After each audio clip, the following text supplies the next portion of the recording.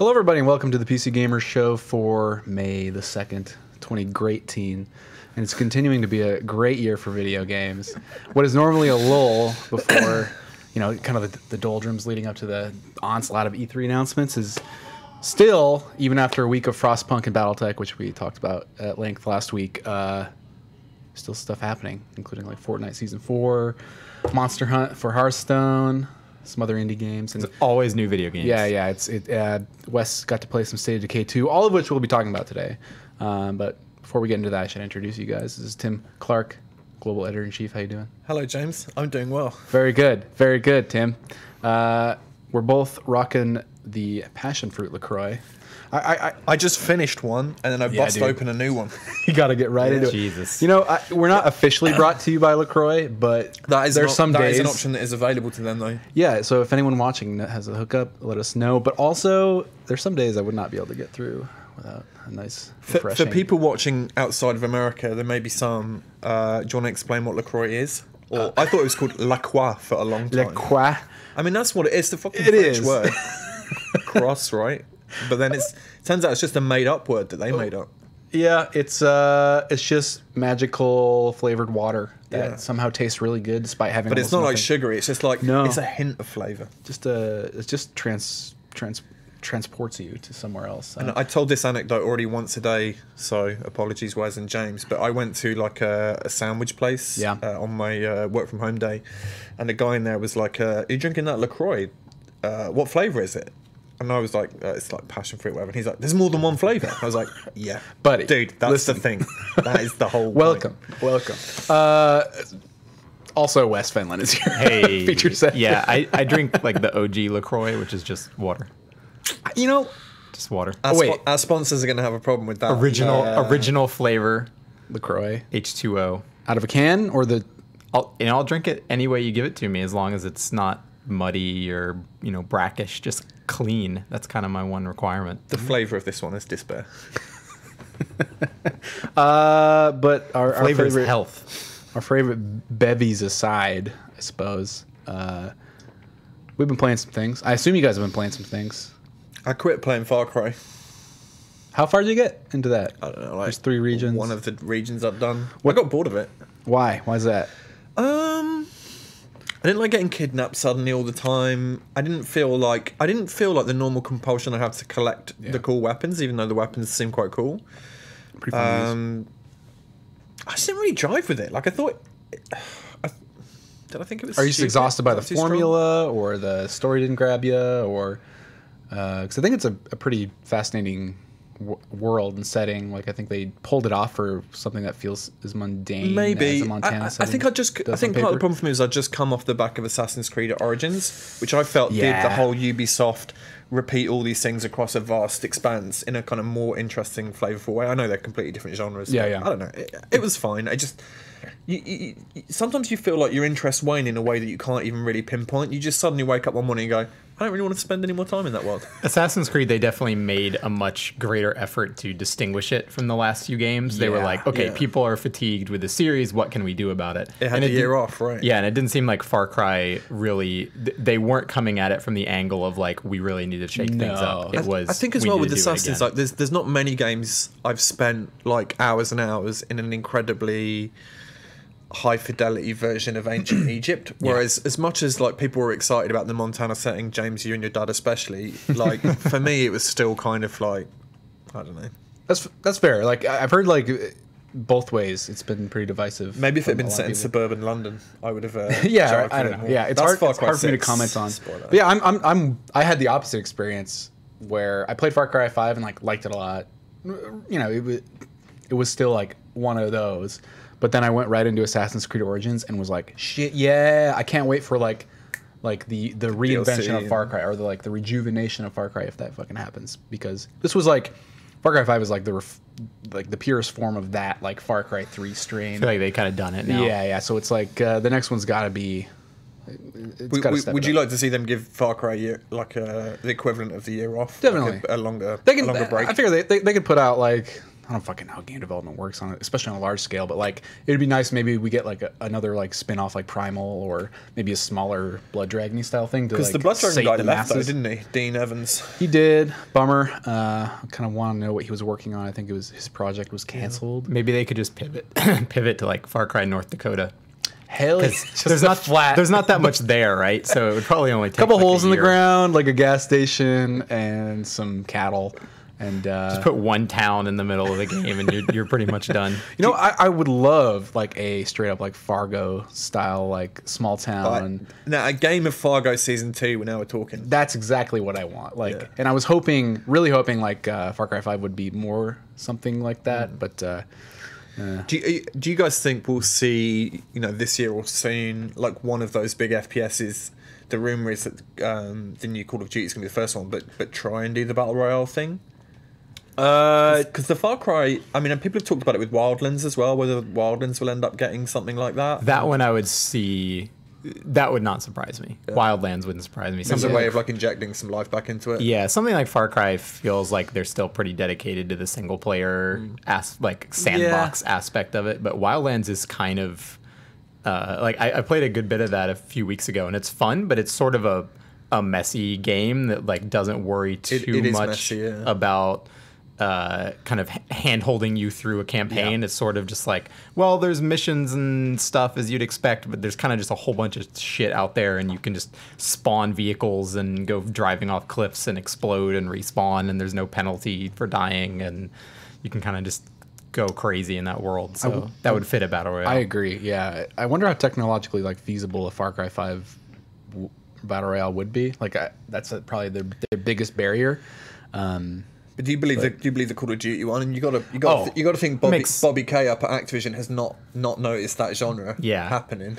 I think, I mean, it's just, if you look at the expense that goes into a Call of Duty game, you could probably break it down to like 80% of the money goes to the campaign or something like that, or a significant portion. They do all the mocap, they do all the cutscenes, the multiplayer doesn't change that much year over year. So there's multiplayer designers around the world that go flipping tables, smashing. Yeah, I mean, I'm sure they still work probably for 2. I mean, like 9 to 5, they probably just come in to 3 straight years on that multiplayer. It's obviously a lot of work, but they have the engine usually for those games. They do some upgrades, they make new maps, new guns, but that's nothing compared to having to design a whole 10-hour campaign.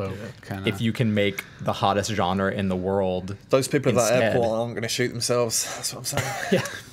Yeah. We're going to see so many battle royale games. Well, the talk is as well, like because Andy on the news side of things at PC Gamer, he and I were editing a story this week about like Blizzard are still hiring in for an unnamed multiplayer shooter. Yeah, and you wonder whether like. They could probably do something like that without cannibalizing Overwatch, or maybe not. That's sort of what Blizzard has. I don't know. They move slowly, but they kind of like have a big stake in every like skyscraper genre. Well, twist on it as well. Yeah, so you think they wouldn't just come out with something derivative, although Heroes of the Storm maybe is a counterpoint to that. But I was watching you play a little bit of Fortnite earlier, James, and we're going to come to that in a bit. But it's almost got that kind of. The colourfulness and the character of it is kind of quite Blizzardy. I imagine I haven't spent any time with the game really, so I suspect it doesn't have the same sort of polish as you would maybe get from a Blizzard game. But it's getting there. It's not approaching it. I mean, made in 2 months for being made in 2 months out of like the scraps of another game. Do you think if you're the guy at Epic who pushed the let's pivot to Battle Royale, you got like I don't know a carriage clock or something? It was probably just like you better have a pretty sweet office. Do you think he just swaggers in every morning and goes, should we talk about that decision again that I took? Or she took? I bet that first meeting was like just some, very shrewd man named Dave, his slumped shoulder. What if we made a battle royale? What's that, Dave? What? What if we When have you guys played this game called PUBG? That's fucking crazy, Dave. Shut the hell up, Dave. Go get us our coffee, Dave. Now Dave's sitting on top of his gilded throne. It's still amazing to me. Like one of the most amazing stories. Yeah. I hope we eventually can get enough access to like see or they tell us, that story someday because it's fascinating. Anyway, Far Cry 5. Anything else? I've been playing some amount of Monster Hunt. I've only finished it on one character. So Monster Hunt is the the single player content that came with the Witchwood, Hearthstone's new expansion. The Witchwood is kind of a spooky forest. So the Monster Hunt mode, you're kind of going into the forest as one of 4 adventurers trying to eventually beat. You have to beat 8 bosses, and if you beat 8 bosses with all 4 characters, then you get a final battle against Hagatha the Witch. Where it kind of differs from like Dungeon Run, which was the equivalent mode in Kobolds and Catacombs, the previous one, is you do only have like 4 heroes rather than you had like all 9 classes last time around, so it's effectively much slimmer.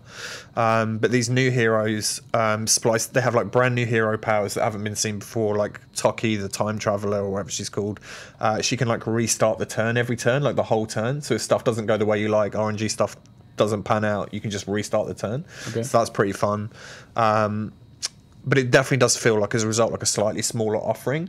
And the funny thing is, like, the stuff that's been kind of like heavily rumored and not really denied by Blizzard was that Dungeon Run was so popular last time around and launched when the set launched that people just bought a lot less packs because they were happily like just doofing around. This new mode's awesome. I'm just gonna play this. And the thing is as well, like, especially if you're the kind of person who gets like salty about like the meta or playing on ladder, you can just sit there playing like with tons of cards you don't even own against the computer that's doing like fun stuff and saying wacky, you know, Blizzard scripted shit, and it was really relaxing. The thing I loved about it as well is like I could be watching like a TV show, and I would find like because believe it or not, I do have to concentrate on Hearthstone. Like I would like miss whole chunks of the TV show because I'd be like really focused.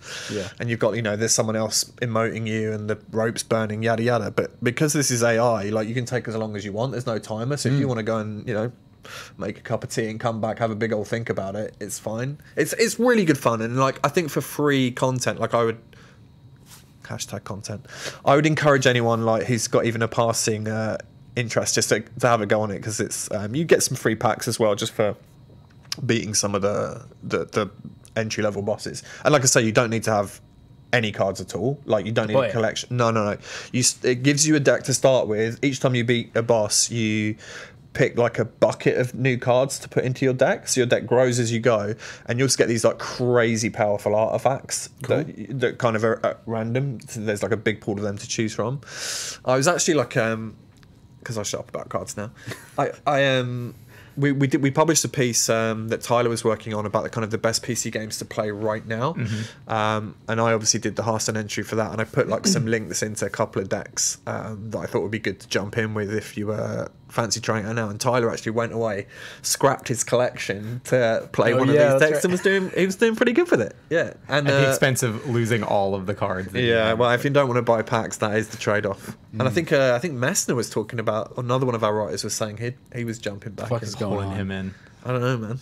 That was an interesting theory though about the dungeon run. Like, isn't it a shame when your good game design gets in the way of making your millions? Well, because I said there's a chap there who's like one of the senior designers on the final design team, and last time I interviewed him, which was at GDC, he's a lovely guy called Dean Ayala, goes by the name Ixar, and I put this to him that like the mode had been too successful and how had Blizzard responded, and he gave me a very kind of like considerate answer of like, we never actually have any pressure on us not to do stuff because it's like harming the financials. We're always told always told make the most fun thing possible first.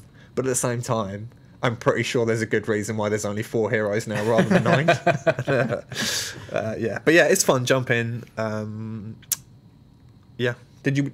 And obviously, like I've been mourning Brode still since. Yeah. How's like what's okay? So maybe this is a good time to talk about like what his departure means for Hearthstone, if we even know yet. It's a big question. It's very difficult, and I think when you speak to people in development, one of the things we've written about. So Ben Brode was the game director on Hearthstone. Someone who'd been at Blizzard for I think 15 years, maybe longer. I didn't know he'd been there that long. Shit. Yeah, he rose up from like a boy, like on the kind of the boy, internal orphan. Yeah, he was on like a kind of late night QA team or something, I think. And had like this long career there, but obviously the lion's share of it spent on Hearthstone, and had become like the face of the game to the point where we profiled him recently and talked about how like modern games, especially these ones that are games as service, love to have a character or a figure. You see Kaplan doing it on Overwatch, Brode doing it for Hearthstone, and people doing it for other games elsewhere. Like that kind of public facing person who's like the community trust and like is incredibly helpful, because all those games go through rocky patches and have controversies and blah blah blah, and someone who can communicate, you know, why certain changes are being made or whatever. So the flip side of that is, I think, like, for us as journalists or reporters, and like for the community, it's also like a dangerous game to put too much credit onto one person when these games are being made by groups of hundreds of people, and these people will be the first to say, hey, like, this was made by this person, this team did this, like, don't give me, you know. Unless it's Kojima. Unless it's Kojima, yes. It's like, he has got an ego, yeah. It was, yeah, all the success there was him and Mads Mikkelsen, I think, is the message we've got. So, I don't know. What I can say is, like, as someone who covers that game, like, year in, year out, I think under his leadership, when he was running the team, I thought the game was in the best state it's been, and that's kind of what I said in my goodbye message. That sounds over emotional, doesn't it? But, like, I think he really kept the communication between Team 5 and the community flowing in a way that it hadn't necessarily before. I think he was very candid when mistakes were made. And like I said, at any game of that size, mistakes are going to be made, right? Whether it's, like, you know, balancing or communication stuff. And from people I've spoken to there, I think, like, you know, his loss will be felt intensely. But like I said at the time, it's all like reading behind the lines. It sounded like he was kind of in a world of super senior management and spreadsheets and meetings, and, like, this is a guy who is, like, fundamentally creative, and you see that tension from indie up to AAA of, like, people, you know, the more successful they become, perhaps the less hands-on they're able to be with the thing they loved in the first place. So I hope, like, he's starting a new company, I think, with Hamilton Chu, who's also left at the same time as a producer on Hearthstone. I'm sure they'll make something cool. I look forward to seeing what it is. Yeah, I mean, that's exciting news coming off the tail of that. So cool. I kind of hope it's not a card game. Yeah. Because by the time that eventually comes around, even if it's amazing, they're going to still be competing against Hearthstone, assuming that hasn't crashed in flames, which is I mean, almost likely won't. I think there's every Artifact. chance it won't be a Hearthstone. A card game. Yeah, a card game. Yeah. I mean, why the danger of you, like, repeating yourself or, like, you know, holding up a mirror to your past work unfavorably is super high. And we, you know, before we started this show, like, someone in chat was saying, "Welcome to the Artifact waiting room." You know, that's a potentially big game on the horizon, right? I'm not sure that's a genre I would go into right now if I was if I was making bets. Reynad is, though. Reynad's got he's despite his, like, spiky reputation, such a smart guy, and, like, you know, for someone so young to have created an organization like his, like, I got nothing but respect for Reynad, and I think he's a businessman. He's a cool character. But yeah, he's making his own deck builder game, which is slightly different. And again, yeah, we had, like, an interesting piece on kind of why he stepped back from the scene and why he's kind of diversifying into other stuff. But yeah, it's a game called The Bazaar. It's on, I think, Indiegogo rather than Kickstarter. You're right, yeah, and I think it's well on the way to making its goal. I think a deck builder is a really smart choice, because that's a genre that in, like, physical board card games has been pretty popular, but we haven't really seen much of it digitally. I can't think of a big one off the top of my head. I'm not super familiar with them. Is that more like something like Monster Hunt, where you're building a deck as you go? Pretty much. So in Dominion, which is sort of the quintessential deck builder, he name checks that one. Yeah, you'll have they've got a ton of expansions for it, but you basically choose which cards you want to put on the board. So you'll have a board of, like, 10 different. Wait, is this like NetHack as well? No. Not really.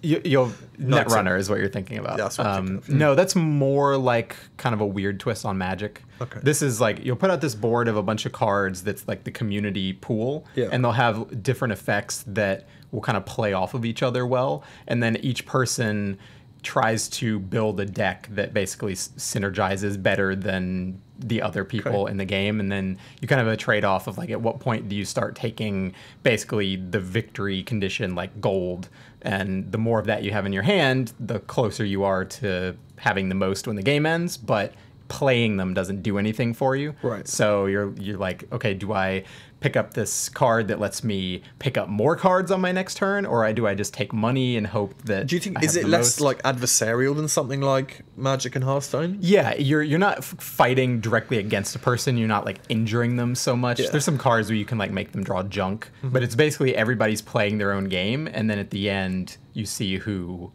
played the best game. Basically, that sounds cool. Yeah, it's pretty fun. And there are like digital versions of it, I think, but I don't know if any of them are licensed or if it's only kind of just like freeware browser-based ones people have made. But I think the Bazaar definitely has a niche there that they can. And it's more like you pay up front rather than you're not trying to build a collection. Yeah, stuff. yeah. You basically, it's like a board game with expansion. And you have so all the you pieces, pay yeah. $30 for it or something. And Sorry, then you what's can this get called? One more time? Dominion. Dominion. Oh, I played Dominion. Yeah. Over beers before many times. I think it has about 20 expansions. It's ridiculous. Yeah. Cool. But yeah, I've started, just before we move off cards, I've started sort of thinking about Artifact again now because one of our colleagues went to see it recently for a rival site of ours, so I won't name check. Sorry. So he and I have been like kind of chatting in the back channel about how much he enjoyed it, and it's interesting hearing like his experience be so similar to mine of kind of like being almost overwhelmed, Inundated. Yeah, like overwhelmed but excited is how I would kind of categorize it. Beta or alphas are starting soonish. Last I heard. Yeah, I'm not It's been a sure. bit. Like, the most frustrating thing to me is when I was up there at Valve, I like hooked them up with a couple of people from the Hearthstone scene who are like prominent sort of streamers or players. My invite's still waiting. Oh shit. Call me. Cool. But let's never talk about cards again and move on. Cool. Just kidding. They're fine. Wes, back to your now playing. I know you wanted to talk about a game. Yeah, I've been playing a little indie game that just came out of early access, kind of big indie game, I guess, called For the King. For the King. That has been in early access for, I want to say, a year and a half or something like that. It's been a while. It's a really pretty game with, I think, what's going to become one of the next sort of indie wave art styles. Like, I feel like pixel art is kind of had its giant wave, and there's always going to be pixel art games, but people are moving their nostalgia target to a different generation now. So the art for this game is this deliberately smooth, low poly look. Has it almost got that like tilt shift camera kind of style to it? A little bit, yeah. I remember trying to get this game for the PC gaming show like about two years ago. Yeah, and like being like really falling in love with the art style as soon as we saw it. It's really pretty. Just couldn't make it happen at the time. And it doesn't have like the animation is very simple, and like it looks very simple, almost like the characters are sort of not like action figures exactly, but it sort of has that, like, it's not going for realism, it's going for like a fantasy board game that moves is kind of what the aesthetic is. So it's set on a hex grid and you move around. It's very like kind of traditional RPG structure where all your characters have like 8 stats. You know, you've got your strength and your speed and your intelligence and all that, and you get kind of standard equipment and you go on little quests around the board. But it's really fun because you can play it in co-op. And so I've been playing it with 2 friends, and we'll kind of split up on the board, but then when you're close to each other, you can join in battles together. And so we'll kind of mostly stay within the same zone so that we can take on enemies that would be too tough for us individually, and pick up little quests of like, go, defeat the evil lord of this part of the map, and you beat him, and like that will lower the chaos effect on the board, which kind of amplifies the difficulty as time progresses. And I think we still have not seen a good chunk of the game world. It's all like covered by clouds at the beginning. So we're kind of just venturing out of like our first little corner, and I don't know exactly how big it is, but would you recommend it to packed. someone if you were playing solo, do you think? I think if you like if you're into like dungeon crawler RPGs and are cool with combat being the main focus, you would enjoy this game, because in addition to little fights kind of on the world map, you'll find dungeons that you can go into, and then those will last about 10 or 15 minutes, and it's basically just a progression of fights, occasionally like a trap that you need to disarm or something like that.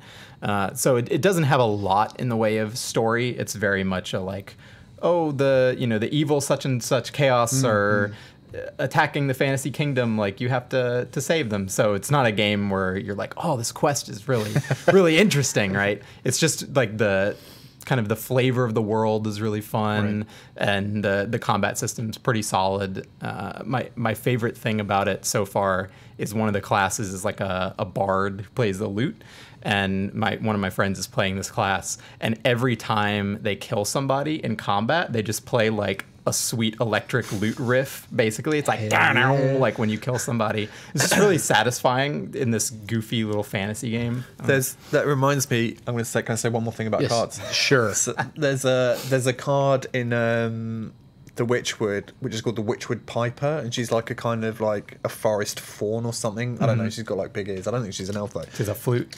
Where they're like little pipes, and when you play, you know, like every card when it's played on the board has its own kind of entry sound effect, and hers just goes. And like it's so satisfying every time. Like she's not a very good card. She's fine. I've used her in Big Spell Mage, but as soon as I hear that, like it brings us like absolute joy to me. Does it feel taunting when you play it? It's like, but yeah, it's sort of like ridiculous, and it reminds me a bit of you know, in Anchorman, you know, when he's doing like the flute in the restaurant. Yeah, is that an Anchorman? I think so. Yeah, I don't. It's got that level of sort of preposterousness to it. Yeah, this game feels similarly, and like it's this really cute, simple looking fantasy game, but when you like shoot an enemy with a bow or hit them with a sword, their like bones will just explode out of their body as they go like ragdolling backwards. I'm into it. It's sold. It's real cute, yeah, and it's also kind of I think it is structurally a roguelike. You have a limited number of lives, and once you lose those, it's game over. But I think playing it co-op has sort of ameliorated the difficulty a little bit. Yeah, like we've only had one death so far in the run. So was it you? It was me. Wow. But I'm playing the tank, so okay. Damn it, Wes. we got over-tanked. We got in a fight where with like a boss fight where immediately my character and one other friend's character got confused status put on us, so we couldn't control our characters. His ran away and left the fight, and then mine like kept attacking manually and getting like clobbered by all three enemies, while the loot bearing friend did all the damage basically and ended up winning the fight, but I got killed at the last minute. Wasn't my fault. Death. Couldn't do anything about it.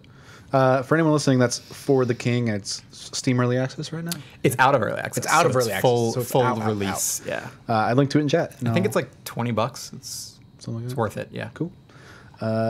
Anything else you've been playing, Wes? That's the main thing. I have played a little bit of Fortnite for the first time actually over the weekend. So I think we got some nice seg. Fortnite to talk about. James, what have you been playing? Fortnite. Yeah. Yeah. Well, God of monkey. War, but we don't talk about God of War here. The Axe Dad. Boy. That's a good game. Are there any axes in Fortnite? There are. You got your pickaxe. You have pickaxes, which is, I guess, a subset of axe or the cousin of axes. Cousin seems right. Yeah, you cannot throw them and then retract them to your hand, and they're not infused with like mystical god powers. But you should be able to throw your pickaxe. Do you think people are going to try? Do you think people are going to try and copy the retractable axe? Oh, yeah. Wes, this is in God of War on PlayStation. Some of us played a bit of, or quite a lot of. You throw your axe and you can summon it back to your hand, like that, regardless of whether it's kind of jammed in like a rock or a baddie. Wes sent me I think it was Wes sent me like a really interesting blog post by the axe designer saying how that had taken like. But I mean, the game was in development for 5 years, and I think it took about 5 years to get the axe working. I think he said they were still like fiddling with values and sound effects and stuff. It's all to do with like he was really interesting because he was really talking about like whether his arm collects it up here or down low. Really changed the feeling of the heft of the axe and like the speed of recoil of the axe depending on how far away it was and stuff. Really made a difference. And like obviously they realized immediately that the axe had to be able to smash stuff on the backswing as well, otherwise it was unsatisfying. So not on PC, but if you're interested in design, it's very cool. Yeah, it's a really interesting blog post. I'm sure if you Google for it you can find about how the axe was designed. That game made me wonder, like, or pine for, I guess we don't really have like a PC, like a gargantuan PC developer that's making these like comparable first party feeling titles, these pillar games. CD Projekt. CD Projekt is probably that right now. Yeah, I guess we'll see whenever we see more Cyberpunk, but it made me pine for just like I want to be Valve. Yeah, it used to be Valve. But we've been kind of like between, and I guess, yeah, CD Projekt is maybe that. I don't know if you missed the Artifact conversation. They're still making games. Games. I mean, I think Artifact will make more money than God of War, but it doesn't feel like quite the same style of kind of. Do you think there's a dearth of that kind of third-person action game on PC? That specifically is more, I guess, what I'm getting towards is because when I think of Sony, I think there's like signature like sequences where you're crawling through like a small space and the camera pulls in over the shoulder of the character, and the characters are so detailed. And there's, you see that in The Last of Us and Uncharted, and I mean, I associate those sorts of games more with console, right? Yeah, me too. And I just like there's nothing quite like that on PC, like of that structure or.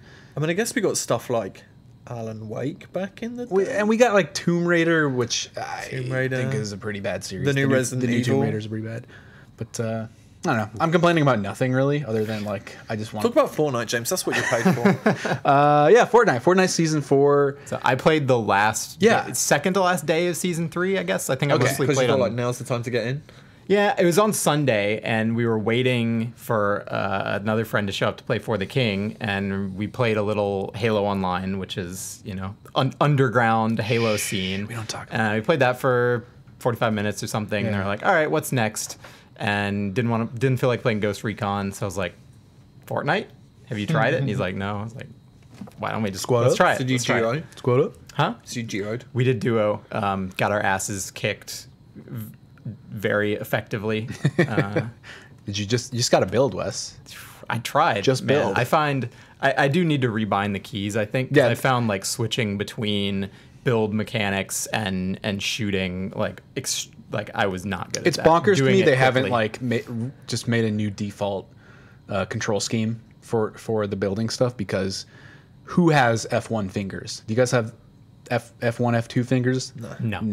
No. I mean, I was doing it while playing Fortnite, but it was like look down at the keyboard, do a weird spider thing with my hand, probably miss the key. So as soon as I got in combat and was trying to buld something, like game over. It's a mess. It was not good. What's considered the like accepted rebound keys? Is that kind of like a? Everyone has their preferences. How do you do it, James? Tell me how you do it. For me, I assign walls to middle mouse click, because that's like I can respond quickly and just like pop up cover. That's smart. I have F is the slant, and then below that C is the floor ceiling piece. So people, some people reassign the use key and reassign the Q key, which switches between weapons and building menus, because if you don't technically need to like just a toggle button, it's all about like personal comfort, I think, and until it's like totally redesigned. But it must be working. You won your first game this week, right? Yeah, I did. First day of season 4. I don't deserve the win, so I won't. I won't get into that. Just very lucky, but that is the nature of battle royale. Did somebody just fall to their death or something? No, I mean I got some kills, and I wasn't like totally inept the entire time. But like I landed in the middle of Loot Lake, which there's just like this one house on an island in the middle of Loot Lake. And if you're in water, you're slowed down, and if you don't have building materials, you're just fucked and out in the open. So I landed there. It just so happened the storm was closing in on my location. I looted the place. So you didn't have to move. I didn't have to move. I could fortify, and I could like pick off people as they came in. And you camped basically. Yes. I mean, I killed about 4 or 5 people. So you it's built like, a camp and you camped in it. I killed 4 or 5 people and camped. I got a nice shotgun pump kill at the end. Yeah. Did you record it? I did. So I can. Can we watch it? Does the recording include the webcam footage of you dancing after your I victory? fucking like YouTubed out. I was like, woo! I got up and like danced and shit, and I was like, what's happening to me? I haven't felt this kind of joy in years. And then the joy was gone, and I was back to where I started. You're like, thanks for the 3-month resub. What? Where am I? Yeah, season 4 happened, and if you don't know how Fortnite works is it's so far been broken up into 10-week seasons, and these seasons sort of dictate different kinds of themes for the skins and map changes and cosmetics and such. And last season was sort of like all about the weapons and tools. There was a bunch of new weapons introduced over the course of the season. There were some map changes to the left portion of the map all at once. But it was overall like every 2 weeks we're getting a new tool, a new weapon, new something. And that stuff is all in the game permanently, right? It's still there. Well, with the exception of the remote controlled rocket launcher, which they took back out. Did they rotate the cosmetics out? Well, okay, so with every season there's something you can buy. It's optional, called the Battle Pass, and the Battle Pass is like it's $9.50. Is it optional for you, James? No, absolutely not. And it's like a really cool kind of like package, progression package that there are 100 levels. This is basically your subscription, though, right? It's basically a subscription, but it's like every 10 weeks you pay $10, so it's not like so it's like $1 a week. $3 a month kind of yeah. deal. And within this package, you have the potential to earn like dozens and dozens of cosmetic items, like 5 new skins and 6 new umbrellas, or excuse me, gliders and so on. So there's a lot of stuff in there. There are also items introduced in the item store which you cannot earn. You have to buy, and they are very expensive. And I buy a lot of them, like $20 for a fucking skin. So wait, hang on, back up. Yes, So yes, some we're of that, moving all over. So some of that stuff you can only buy with money. Yes, That seems bad to me? it's not. I mean, like It's all cosmetic. they though, keep right? it's all cosmetic, and they keep them very distinct. And the stuff you can earn, there's like a lot you can earn for that $10, and there's even a free like option for the battle. You still level up even if you don't buy the battle pass. But that stuff can't drop. It can't drop in games or anything. No. But you can still earn, even if you pay nothing. There are like some cosmetic items you can just earn by playing. If you paid $10, you get access to the battle pass, which is like every single level you're getting something new, whether it's sticker, they have sprays now, they have skins, they have pickaxe skins, they have glider skins, they have... And are people generally cool with all this? I think so. I think the sentiment is like... The reason I ask is, and maybe it's because it's like a different game, but like Destiny had a lot of problems with its Eververse store, and the big complaint there was that too much of the cool cosmetics were in the Eververse store. But I think the one thing I would say in Eververse's defense was, if you played enough, you just got all the stuff. Like I got everything, because it works on a seasonal model as well, and like we're about to go into season 3 of that game, and I think I earned everything in season 2. I bought money. I spent money in season 1 because I was an idiot. But then in season 2, I realized I didn't need to spend any money just because the amount I played would just get me everything. You'll just get it. I think there's a big difference in what people find fair in a game they pay $0 for, and in a game they pay 60 plus for. And there's no like loot table for these cosmetic items. There are clear goals for you. Like, well, let's go back. Let's go back. So 100 levels, like every tier gives you something new. Sometimes they even grant you like 100 of the V-Bucks, which is the currency you can use in the store. So you can earn up to like $15 worth. Why is it called V-Buck? I don't fucking know. What's the V stand for? Yeah. Victory? Victory bucks. Is that what it is? Probably. Now I think about it. But every week of the 10-week season, they introduce a new set of challenges. And some of those are really basic, like achievement style, like get 3 kills with a sniper, like do X amount of damage, find 7 chests or loot 7 chests at Moisty Mire. Just shit to keep you playing. Yeah.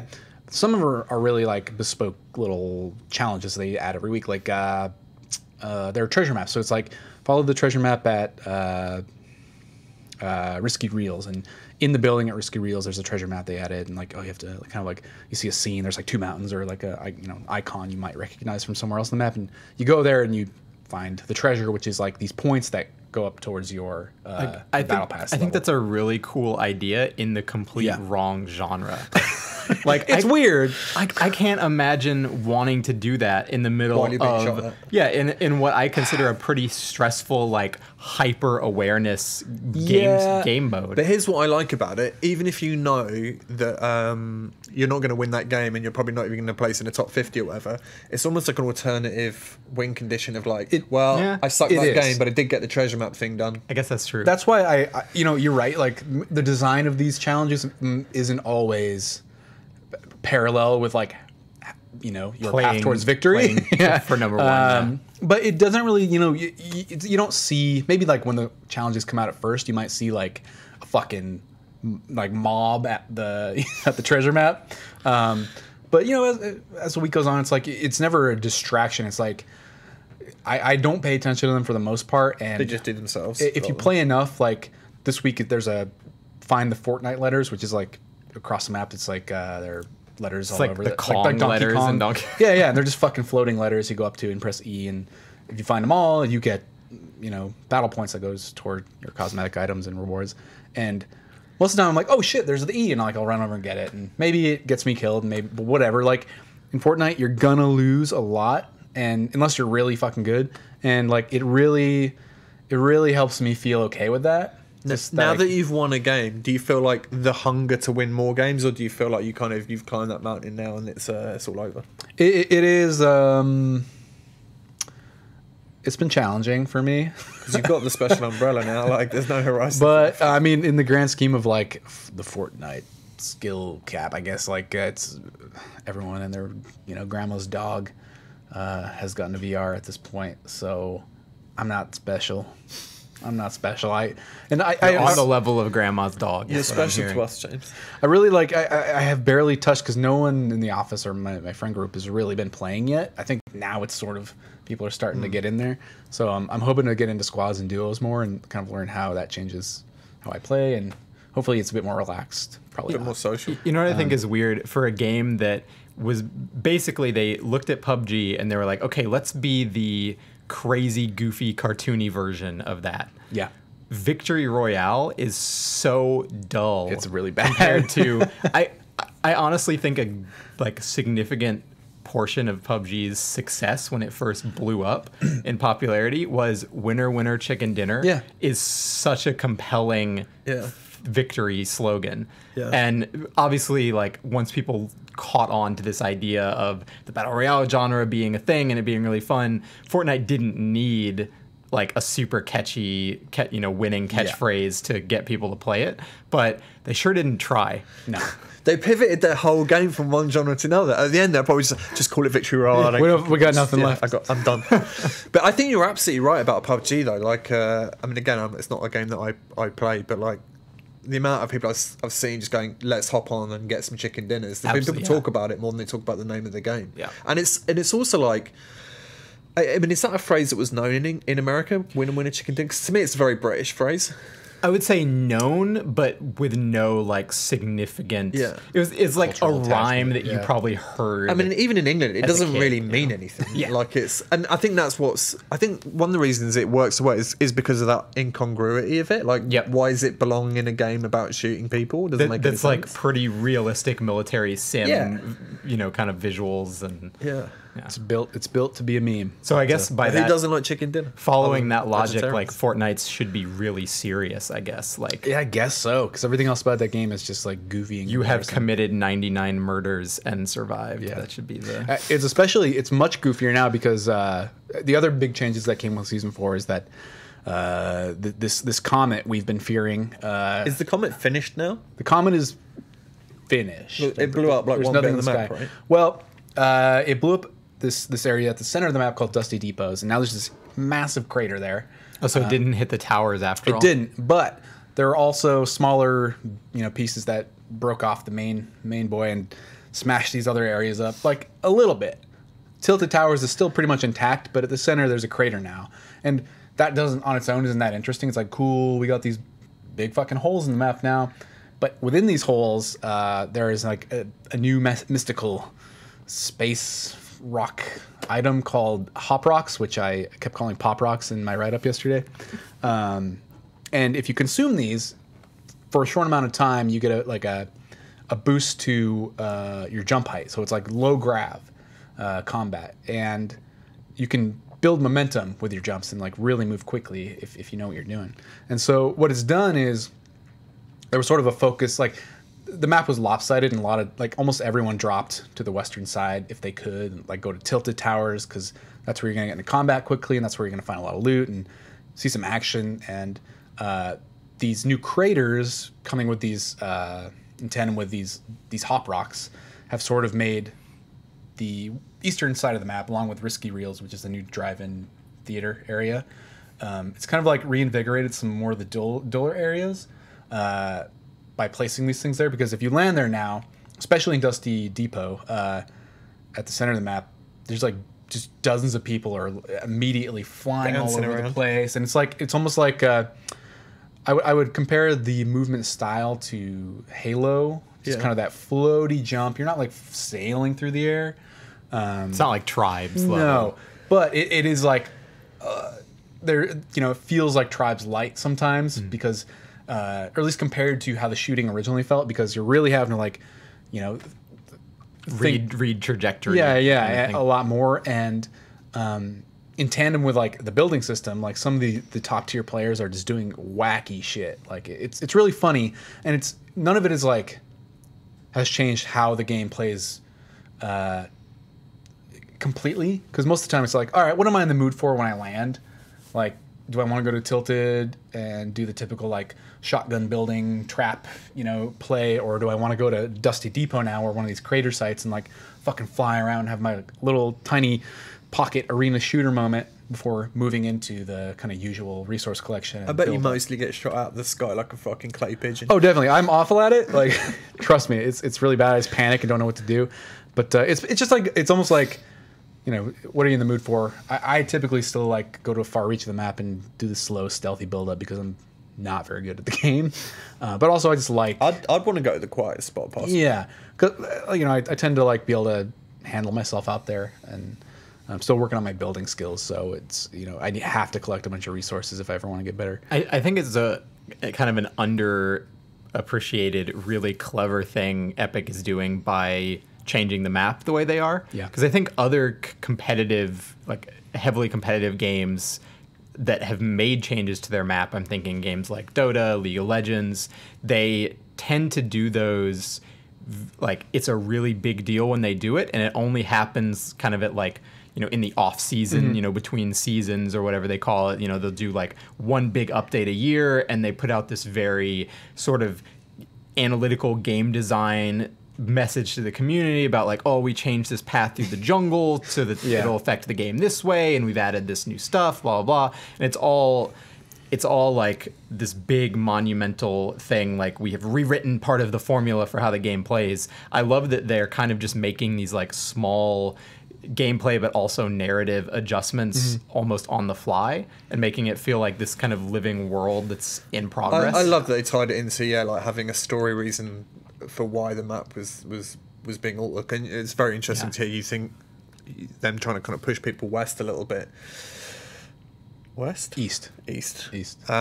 But what's the kind of discussion like about whether there'll be like a complete new map at some point? Have they talked about that? Or? Not in any like detail. I mean, you would assume there will be, right? Eventually, I think right now the focus is. We saw like season 3 was like we can make the weapon pool and the item pool sort of a living thing.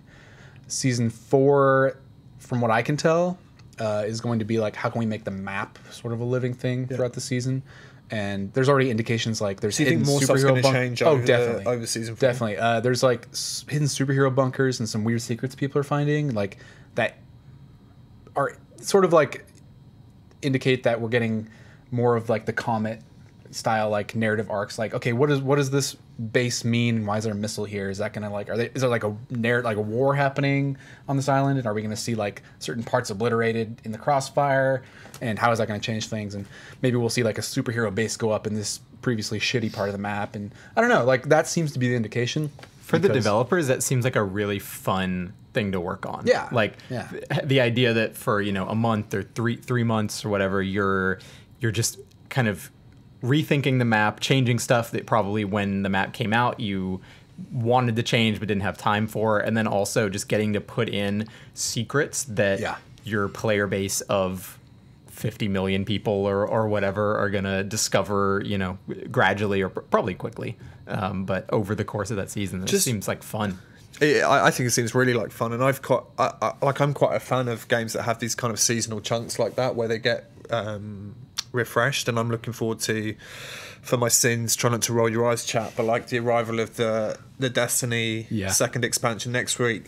Less so because of like, oh, there's new story missions and stuff, but much more because it does herald the start of season 3, which means new guns being dropped into the pool, new armor being dropped into the pool, and just as cosmetics as well. So just as someone who collects stuff, like thank the living Christ, there's something to do in that game that I still inexplicably just play all the time. I think it's gonna that methodology of like building something big and then spending a lot of time tweaking and enhancing and adding to it is, if you're in AAA, the way that things are going to have to be, I think, increasingly.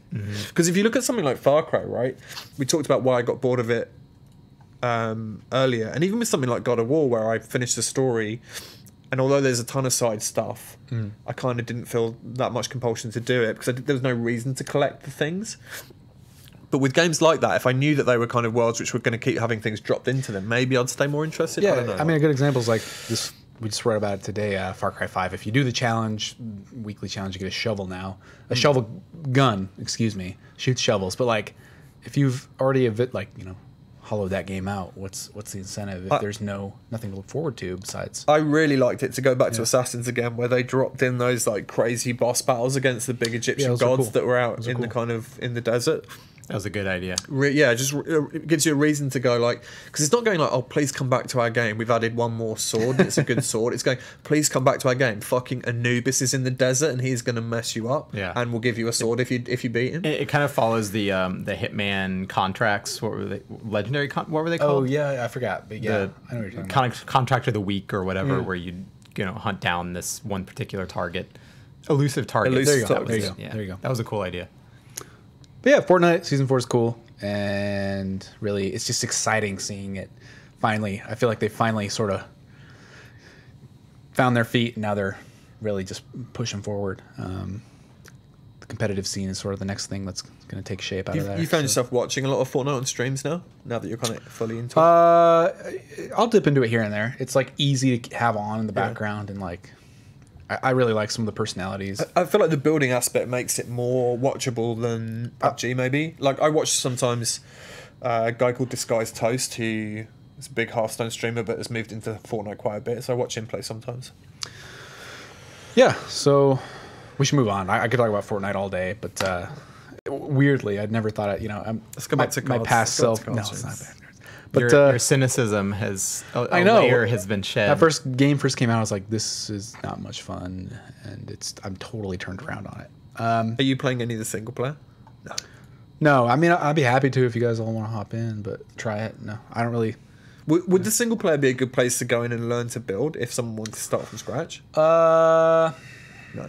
Your face is not the best place. I mean, my advice is just like hop into a match, suck it up. Find a shitty corner of the map, and like don't worry about winning. Just worry about like finding your learning. Feet. Yeah, because the build rates and like how things behave in small ways are different. So it might be like learning to ride a bike with where the pedals pushing. I'm looking forward to seeing where this analogy ends up.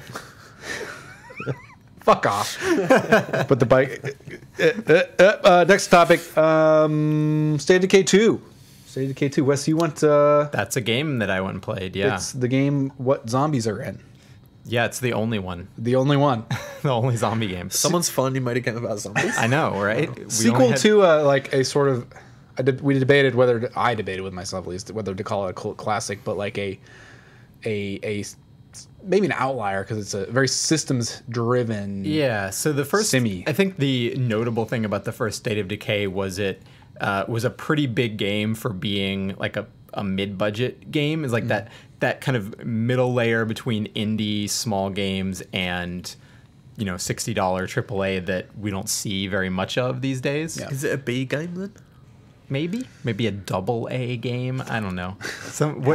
I'm sure there's a business term for it, but it's a game where like it came out I guess late Xbox 360 generation. Yeah. Graphics, even at the time were not super detailed, pretty limited on that front. But that was because it was doing all of this simi stuff. So it's kind of your like average gameplay is third person over the shoulder or like behind the back kind of combat shooting, but there are all these layers to it beyond that where you're managing like your community with a base, and at least in State of Decay 2 you'll have like kind of a floor plan for your base, and you're choosing which sort of building modules to put in there that you need resources for. So I kind of started with this base that was already partially complete when I did the demo for the game.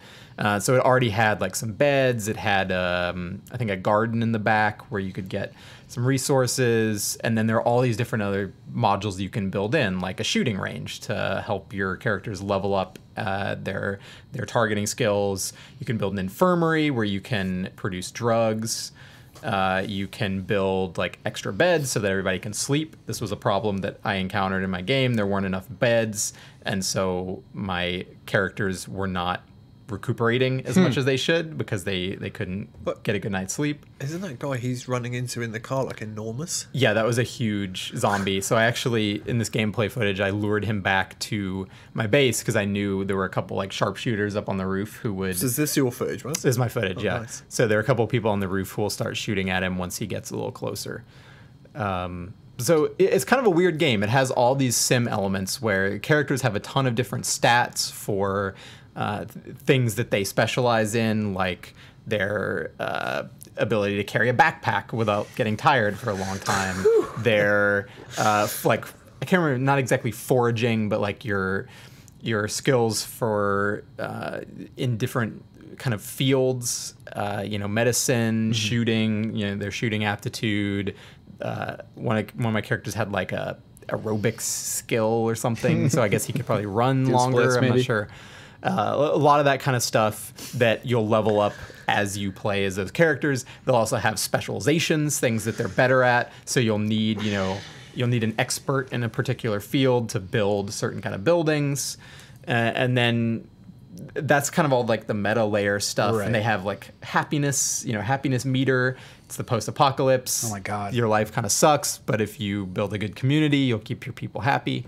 All that sounds really... What I'm seeing on screen is you like driving into a zombie with a car. Yeah, and what you're telling me feels... So it's weird, like it's this very deep Yeah. game, but then most of your time spent playing it is like, I'm going to go to this random empty house, shoot a few zombies or stealth kill them if you're being smart, Right. and then like loot the refrigerator for an item. Gotcha. What was that enormous underbarreled attachment you put onto your SMG? So the gun, one of the guns that I had conveniently in the demo, they just had an inventory with a bunch of stuff in it. Yeah. It was like an AK or some kind of assault rifle with like a Tommy gun style like bullet drum on it. So it's just it has a pretty big magazine. I mean, it looks like kind of Dead Rising World, but with RPG stuff. I actually kind of made a comparison to Dead Rising in that your expectation for a zombie game is it's like you just go and shoot zombies or kill zombies, but like Dead Rising had all these weird, interesting systems in it with like the timed missions and people you had to rescue, and then you get all these like Street Fighter style like combo moves and stuff in the game. Weapons and stuff as well. Yeah, the crafting stuff. So this is kind of it doesn't really play like Dead Rising, but it's similarly deep in ways that when you just look at it are not obvious on the surface. I thought it was fun, but kind of jumping into a demo was maybe not the best way to experience it because I didn't get a good feel for how long it takes to kind of build your community up. I kind of just started with one half done. Right. I didn't get a good sense for the satisfaction of the progression of like actually earning materials that I would then use to bring back and level up people. And how many players can you have in is it like an instanced or? Yeah, so the big thing they added in for the sequel is the co-op, which I'm pretty sure the first game was pure single player. They added 4-player co-op for this one. Cool. Which I was sort of disappointed with how they implemented it. Oh, really? Because it's designed to be an open world game. There's this big like connected towns that you're driving around and looting. There are different characters you'll find around the map. But when you go into co-op, you can't do like a co-op campaign with another person.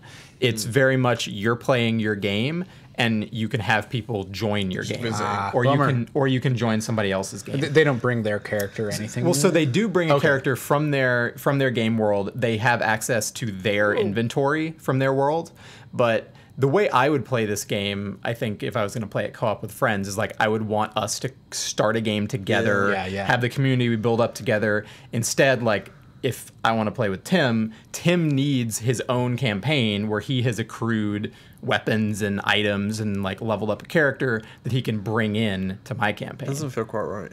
So another problem with it is even though it's this open world setting, you're limited to an area around the host that you can be in. And it's like you've been badly hurt. Yeah, I got pretty fucked up here. There's some like nasty the red zombies are the. So you can't go too far from your. Yeah, so you can't range too far from the host. It's like an okay range. So if you're generally traveling together to the same area, it's fine. But I've played enough co-op games where you can kind of just be free roaming, doing whatever, meeting up when you want to, that having the game like tell you like you're too far away from the host and like respawning you near them when you get outside that range, like that just kind of sucks. And that kind of sapped some of the fun out of it to me. So co-op is cool if you're cool with playing within the limitations of how they built it. You'll definitely have fun. This footage is actually me playing with one co-op person instead of 4, and we were pretty easily able to stick together and go do stuff. Like when I tried playing a game with 4 people, and we didn't have mics to communicate, and the host immediately got in a van that only one other person could get into for some reason, even though it was a van. I guess it was kind of trashed. So only 2 people could ride in the van, and then they just drove off, and the other people just kept respawning near the band. Yeah, rubber banding. It's like, well, that totally sucks for those 2 people playing co-op. And there are not that many vehicles, at least in my time playing it, that had 4 seats. That one you will find, period, and that have 4 seats is even rarer. So that didn't seem like the best way to show off the co-op, and maybe that's part of just the curve of the game is earning those materials so that you can do that stuff. Right. All that talk of backpacks reminded me of my other half and I used to watch a show called Doomsday Preppers on the History Channel. Have you seen that show? Yeah. Oh yeah. Yeah, I remember watching an episode where there was like a lady in New York, and like she, like all of them, had like her go bag and her chosen disaster scenario that she was worried about, and would regularly go like running the exit route from New York. And they were interviewing her about it, and she was going, yeah, I'm really well prepared, I'm very fit, like I've got good weapons training, and I've long come to terms with the fact that when I encounter like roaming gangs, I will probably have to like trade sex with them to keep my for food or to keep my life. And I was like, you thought about this too much, like you're too into this idea. Yeah, so I think any Doomsday Prepper would probably play this game and really like it and be like, I told them so. Yeah. I knew this was going to happen. What's that glowing stuff with? This is like a plague heart, which is there's definitely some zombie lore in this game. Like, love my zombie lore.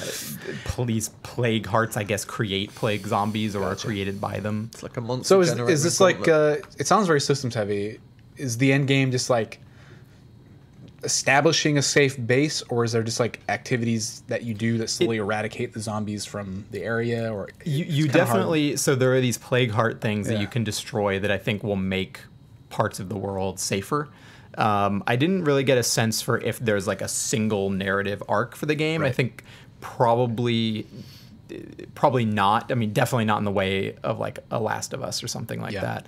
But there are other like factions that you'll run into out in the world, and I think you can actually choose the faction you play as. So I think all of it comes from that sort of systems first focus, and then there will be story elements you can get from interacting with other characters, but that doesn't seem it doesn't feel too much like it's a really, really heavily authored through line for it. It's much more of a like they've set up a bunch of kind of paths for the different characters that you'll be able to go on depending on who's in your community and what you focus on.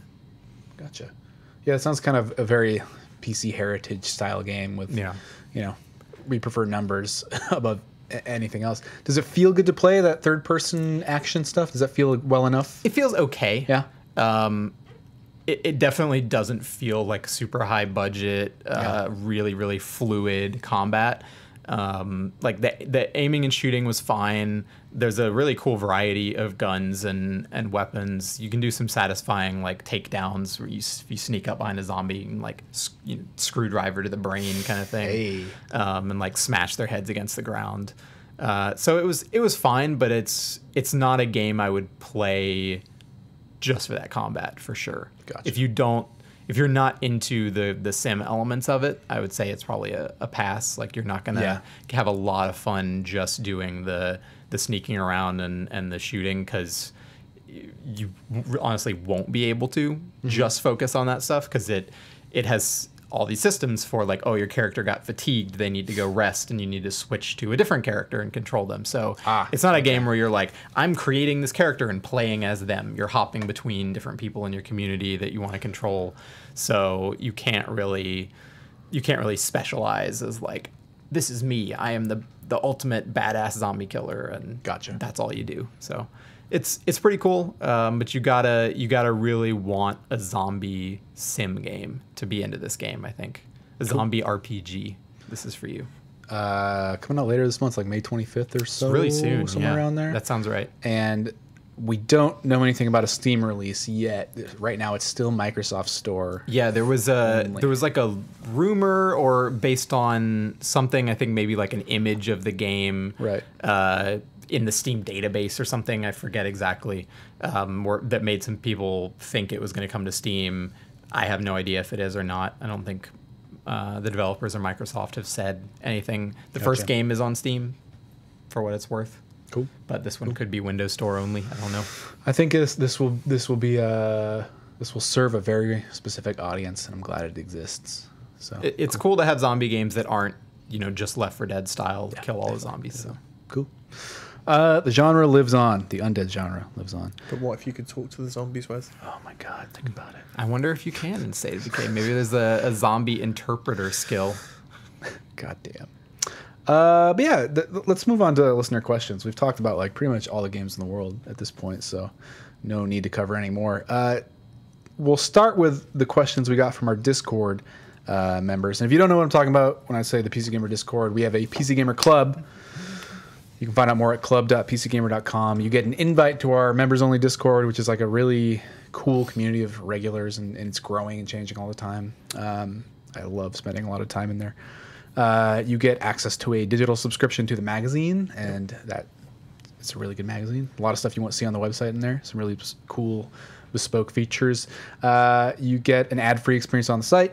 You get Free digital bookazine. Best digital RPG bookazine. handbook, I think it is. You get some high-resolution glossy JPEGs of Tub Geralt, among other things like free game each month, first access to whatever beta codes we get. I know we've done that. We gave some Quake Champion stuff away the other day, yeah. Very recently. Hunt Showdown, when that was first coming out, our members got access first. And we got some in-game cosmetic PC Gamer tailored items too for some games. So we're trying to make it better all the time, and it's a pretty good deal for $5. Come hang out with us. Yeah.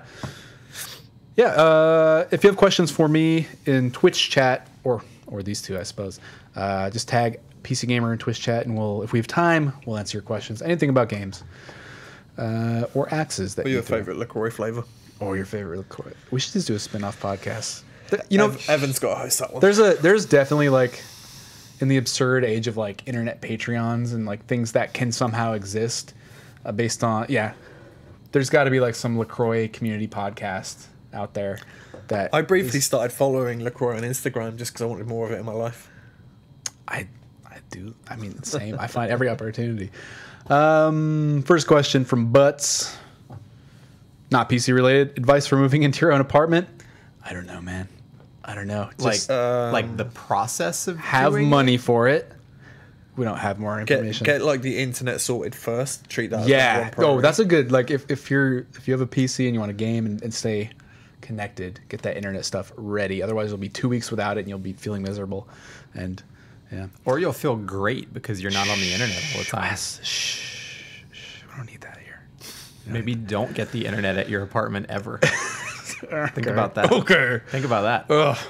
Ugh. Real question though. Thoughts on Paladins leaving early access? I have zero. Paladins is this weird shifting amorphous game that is the subject of many criticisms and first it was the Overwatch clone. Right.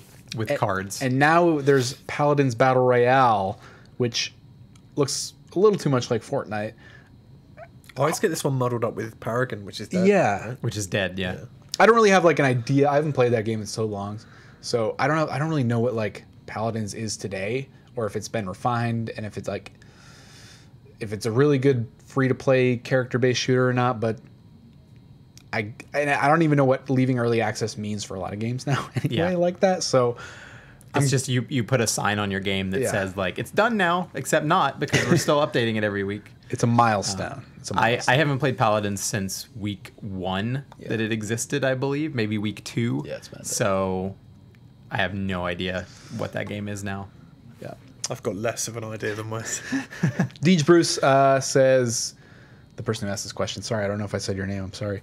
DJ Bruce says they're getting gigabit internet when they move in. So Nice. Well, I don't think he needs our advice. no, you're set. Just like sleep on the floor. Who cares? Make sure get an apartment with a nice bath. Something Yeah. I bitterly regret. We've got like a really terrible bath in San Francisco, and I like a bath. I have this awful shower. Good toilet, like all around bathroom situation. You probably want to vet your It's appliances. Yeah, Definitely. and think about what kind of, if you can spend enough time there before you sign or whatever, to get a feel for like what your upstairs or downstairs neighbors might sound like, or if you hear a train going by every 20 minutes or something like that. I think my upstairs neighbor, I don't know what they do. They trade stocks or something, but when I work from home, every 20 minutes I'll hear a woo! Maybe he's playing Fortnite. It'll be Bitcoin. Could be. I don't know. Didn't you say he was riding around on those scooters? Yeah, it's probably Bitcoin then. Yeah, it's Bitcoin. There's always like a new scooter every other week. Maybe he's trading scooter futures. There you go. Thanks for the question, Butts. Logic Bomb. This is a good one. Why is Rockstar being jerks to PC players that made them what they are? I want RDR2, Red Dead Redemption 2, for PC, and I want it now. Well, it's not finished yet, so you can't have it now.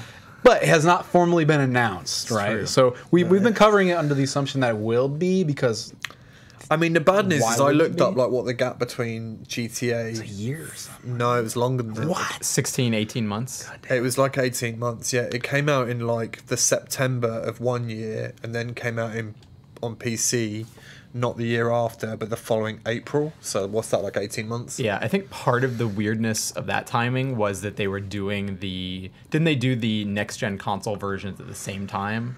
Like the PS4 and Maybe. Xbox versions. Either it was at the same time or they were also They working came on out that. before the PC version as well, Okay. So they but slightly less. yeah, so they had 2 extra versions of that game to make. At least that won't be a problem for Red Dead 2. Yeah. But What feels slightly weird is you assume it's being built on like an engine and using like PC development kits that should make it.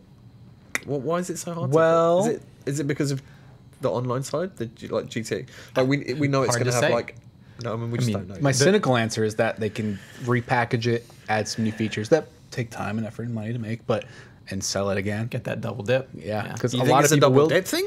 I mean, I don't think that drives the decision, but it's a factor. It's a factor. I think that I'm going to be less cynical, and I think they would love to come out on same day all formats. I think it's just so fucking hard, like supporting multiple formats, and unfortunately, for whatever reason, PC seems to fall to the back of the queue. Maybe they got stung by experiences with some of the modding stuff. I mean, on could be. 5, I don't know. You know, that first Red Dead game, there was a real reason why that never came to PC. Like, it's something about the engine, it was just too much work or impossible, because they would have made an extra, $300+ million by putting it on PC. I think the first one was quite a troubled development. I think it was one of those ones where, like, Rockstar has studios around the world, and I think at one point almost all of them ended up working on it, that doing game. different parts of it. Yeah, big just to get it through over the line. So this one I think will come to PC, but it might end up being another, year later situation. I mean, thinking about what such a huge cash cow GTA Online has become, it would be obscene if they didn't. So Yeah. it's gonna come. Be patient. I guess Logic Bomb's asking because the trailer came out this morning. Yeah, the pretty cool. Third trailer. I mean, yeah, that was really I good. was It was- surprised how narrative focused it was. I mean, maybe that's standard for them. I know. I saw in chat like. They never really show like gameplay. No, I think when Red Dead 1 was coming out, they did these really interesting like trailers. Where it's like, here's this system. I loved this. I really liked those. that's what. Yeah. Yeah, like Some hunting guy- animals and stuff. Yeah. Yeah, It was You'll like be a able to nature hunt change. Yeah, it was animals like across- in the Wild West in 1910. Yeah. Like, you I could think do they were all much more having to try and explain the concept to people who play GTA. Like, Yeah. all right, dude, you're going to be hunting rabbits and it's going to be fine. You're going to enjoy it. Whereas now people are just like, that was one of the best games of the last probably 10 years. Yeah. Like, please make another one.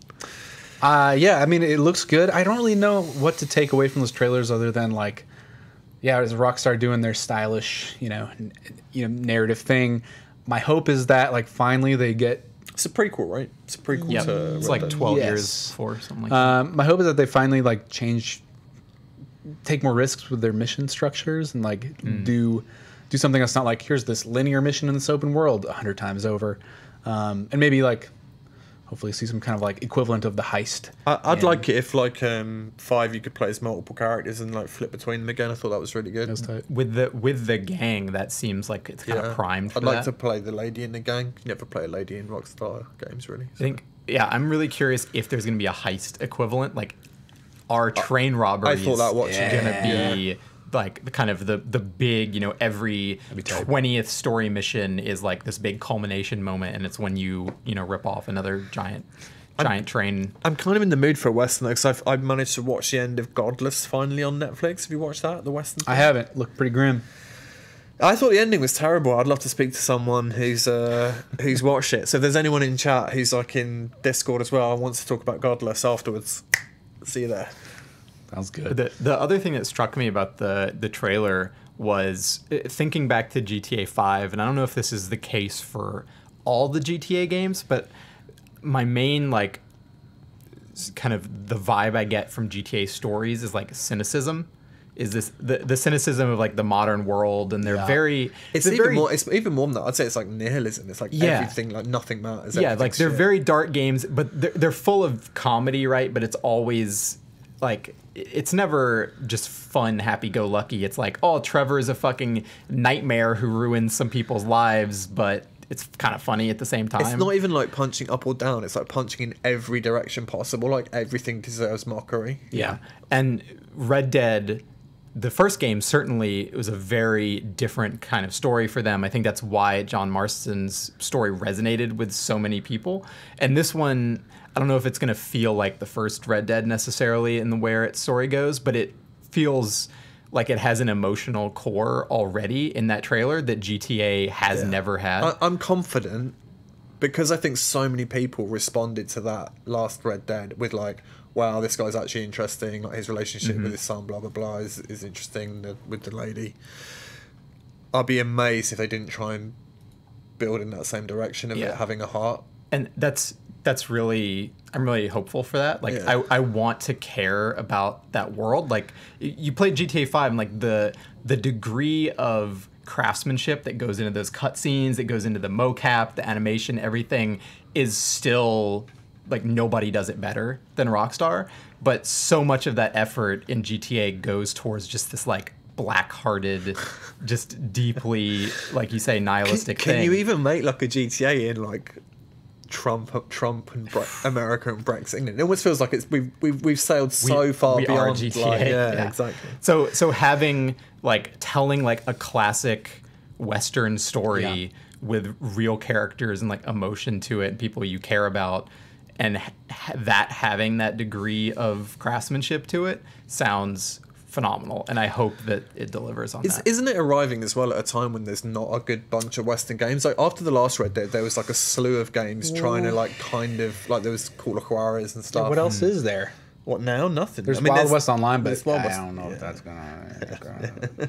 I think Western games have never really been a big thing. They've had, you know, they'll have a blip where for a couple of years there'll be a few and they'll kind of die off. Same as Western movies, really. You know, the Western was huge for the 40s, 50s, and then kind of died, and then they'll have little comebacks here and there. I remember like reviewing the original Red Dead when it was a Capcom Red game. Dead, or seeing Red Dead when it was a Capcom Revolver. game. Yeah.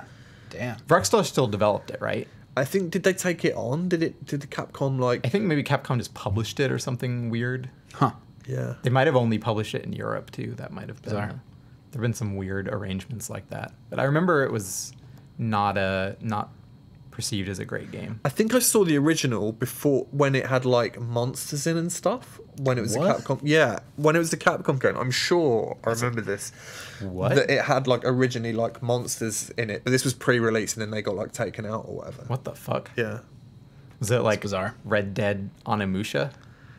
I'm gonna have to look it up after this. I'm sure this is. I'm not making this up. God, what a damn shame that first game's not on PC, especially because that Undead Nightmares expansion is so good. Mm-hmm. God damn. Anyway, Red Dead Redemption 2 is at least coming to modern consoles like late October. So maybe we'll get maybe we'll get a surprise PC announcement between now and They could still port that game to PC at any point and make hundreds of millions of dollars. Hopefully that answered your question or your complaint or whatever it was. We are with you, I think. I think we got time for one more, and here's a doozy. That's sort of game related. From JBJ Blaze. Which do you guys prefer? Oh, the classic question. Marvel or DC? And either way, do you have a favorite Marvel game in light of Avengers Infinity War? He himself favors DC, but enjoys both, having grown up with both of them. Kind of talks about his favorite Marvel game is between Spider-Man 2 on Game Boy Advance or Marvel Heroes. Do you guys have any? Well, first of all, McDonald's or Burger King? Wendy's. I vowed never to eat Burger King again. And I eat burgers all the time. I fucking hate Burger King. So McDonald's. No, but Marvel or DC? Do you care? Do you have a stake in the? I just like Batman. I like Batman and the X-Men. And you think? Well, I mean, yes. And did you enjoy those Arkham games then? Yeah. The last one actually dropped off for me though. I didn't. The last Batman I was just and I loved the two before, but the last one I just kind of I found myself just drifting. I hated the car. I knew I was going to hate the car, and I hated the car. It was so bad. And I think I quit during a car bit. I was just it was one where you're having to jump the car from one wall of a prison to another or something fucking stupid. I forgot you drive up fucking walls with that thing. Whenever I was in the car, I wanted to not be in the car. I mean, I was the same even in Halo and stuff. Whenever I was in the tank, I wanted to be out of the tank. I just like being the guy. Yeah. I don't really like vehicles. They're cool. As a kid, Spider-Man was my overall favorite. I would say DC probably has higher peaks of quality, but then Marvel had sort of just a larger roster of just fun characters and stuff, which I would say is probably true of the movies as well. There were a couple really, really great Batman movies there, and then a lot of DC trash, and Marvel's has kind of more of the that was fun. It was a fun movie. It was fun. That's been my sentiment for almost all of these movies. I saw Infinity War, and my takeaway was I gotta stop going to these fucking things. I thought that last Thor film was better than Black Panther. Oh, that Thor film was great. Yeah. I forget the name of the director. Taika Waititi, I think. Taika Waititi, yeah. And he does some of my favorite movies like Eagle vs. Shark and Boy and... he did the one with the vampires, right? Yeah. Yes. What We Do in the Shadows. Yeah. Hilarious Fucking hilarious movie. guy, and that came through. Does Marvel have any kind of imprint the way DC had Vertigo? Probably. I'm not too familiar with the comic scene. Probably my favorite comic of all time is Sandman, Neil Gaiman's Sandman. Oh, I still gotta do that. That is a DC comic, but it's the spin-off, artsy adult comic. The correct answer to the comic question is 2000 AD, British institution. Judge Dredd. I recently rewatched Dredd, the Carl Urban one, a few weeks ago. It's on at the Alamo actually at the weekend, but I'm doing something else. Yeah, I kind of wanted to see it again. I watched it in 4K, and it... Did it stand up? So Dredd's fucking amazing. Yeah. Such a good movie. Isn't there still talk of doing a Netflix series? There's been talk about sequels for years, but it didn't do so very well. So make Dredd instead of Altered Carbon. Altered Carbon, it turns out, was shit. Yeah, more Dredd would be welcome. Even if Carl Urban probably still pull it off. He's not that. Yeah, old. Some of the later Dredd stuff, he's old as shit. He's all grizzled. I read something about Dredd. Carl Urban's Dredd as being basically shadow directed by Alex Garland, essentially. Actually directed by Alex Garland, who most recently did. How do you shadow direct something? Well, I guess he came in and he was the writer. Yeah, and then he and the director, I think, had some disagreements on stuff, and I think he ended up kind of just taking it over and doing it. Yeah. So that not knowing that beforehand, I was. What was the Garland's latest film? Was Annihilation. I like which. That. Yeah, it's good. Yeah, I didn't think it was very good. A friend of mine reckons it's but I like a lot of his other made. films. Fuck that shit. Fuck that shit. What? It's crazy. He says anyone who doesn't like it. Well, I saw a Blob. Cool. But anyway, so on Dredd, after rewatching the movie, I kind of read up on some of the 2000 AD, not so much the lore, more the production, the history of the comic.